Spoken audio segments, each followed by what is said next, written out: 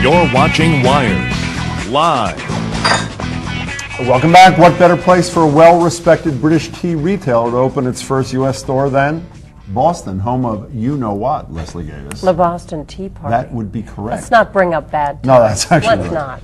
This is funny. Here is what the director of Whittard of Chelsea's U.S. operations said about opening the first store here. Quote, Boston had kind of a disagreement with Britain over tea a few years back, but we believe the market may be a bit more receptive now.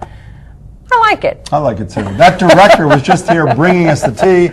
Give us a call. Are you a tea drinker? Are you a tea drinker in waiting? Do you have any questions for Giles Hilton? The number at the bottom of the screen is 617-244-3344. And we'll take more of your calls in a minute. And all right, we're back with our tea guru, Giles Hilton, who began his career at Whittard of Chelsea as an apprentice for Dick Whittard. That was back in 1976. Now he's the author of 5 books on tea and coffee and is the company's resident tea master.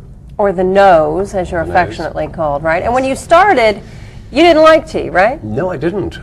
My family background was that we had afternoon tea, but I never used to drink it at all. I just hadn't accepted it. So would you lie your way into the job? What did you do, Giles? Well, you couldn't say to Dick Whittard, I want to work with you and I don't like tea. You were an accountant, right? I was an accountant Oh, first. you were, okay. So I'm an accountant first, then started afternoon tea tasting with him. So I thought, well, it must be more to it. It can't all be strong and brown and make my nose turn up, so to speak, which it did then, and learnt a lot more very quickly. But it still took 5 years even to settle in to understand the basics. Let's assume someone says, okay, I want to try this, and I am only used to the horrible, well, I shouldn't say, to the Lipton, to the American approach to tea. How does one choose what's going to be right for them? I mean, you said to a few callers before, this is good in the morning, that's good in the afternoon, but obviously everybody's different. How do you decide what works? Different. I think you almost engage brain before setting off. In other words, what does that person actually want from that particular drink?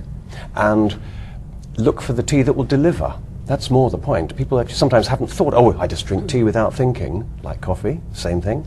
Why not say, do you know, I'd actually like it a bit milder or a bit stronger, or, oh, I've tried that Indonesian coffee, it's too heavy for me, I'm going to stick with Colombian or Central American. So I assume when you come into the shop, when it opens on the 5th, 170 Newbury and Exeter, in Boston, those are the kinds of questions you'd ask somebody there. Exactly. They would say, essentially, what are you into, what kind of person are you, etc. And start at that point and then expand, All right, Great. let's, as you pour, take another call. Eva in Concord, Massachusetts, what's on your mind? Hi, Eva. Yes, using different teas, how long can one keep a tea and have it fresh? That's a good question. I see your tea is like in paper bags. Yes. Tea, thank goodness, is a dry product. It doesn't go off. It's not like milk or butter, which goes sour. It's dried leaves. Oh my God! It smells so good. Is that amazing? Go ahead, continue. Tea is dried leaves. Therefore, they have a very long shelf life. So I would say, even in a pack like this, seal the top down again, keep it airtight so it doesn't fade. Air is the killer, if you like, with tea. You can keep a tea 2 years. Oh, good to know. You don't have to freeze it, you just keep it airtight if you possibly can. And it this, stays. tell us again what we're drinking. Oh, this. This is called Moroccan mint, and it's actually green China tea, gunpowder, with mint. It's the last one on our line here. So it's literally green and therefore fresh, not made too strong. And of course it's peppermint, which is it's good for your stomach, it's good for your digestion, it's got green tea in it as well. I don't really like, the green tea that I've had I don't like. Because it's sour usually, because it's overbrewed. This is made with a pinch of leaves. Jim, come on. I'm being honest, it's quite wonderful. Now, really you were pouring us half cups of tea. Is that because... I just thought it was enough. Enough, okay, fine. Okay. Otherwise I'm bound to knock one over. Mess everywhere. All right, Betty in Amherst, Massachusetts, hello. Hi, Betty. Hi. Betty. Betty? Just hearing you talk brings back memories of when I landed in Christchurch in New Zealand, and we were bused to a castle where we were served tea with scones and strawberries and whipped cream, overlooking the South Alps in New Zealand. Also, another memory of the Bermudian Hotel in Bermuda for high tea.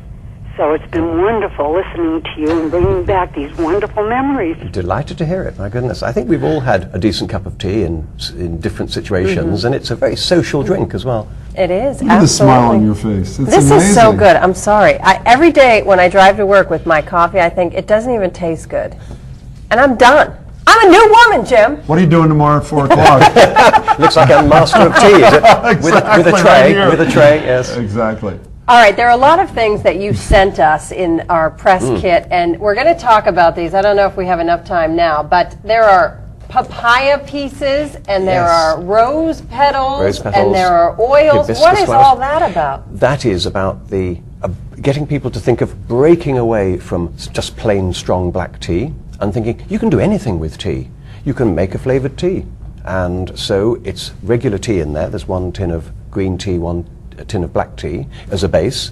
But hey, have some fun. Add fruits, flowers. Do you add that in as you pour the boiling water in? No, Or you would after? actually get a small bowl and mix it, almost like preparing a recipe, if you like. So you then create yourself a small tin, small container of tea and brew it for the next 3 or 4 days. Okay, all We gotta right. take a break.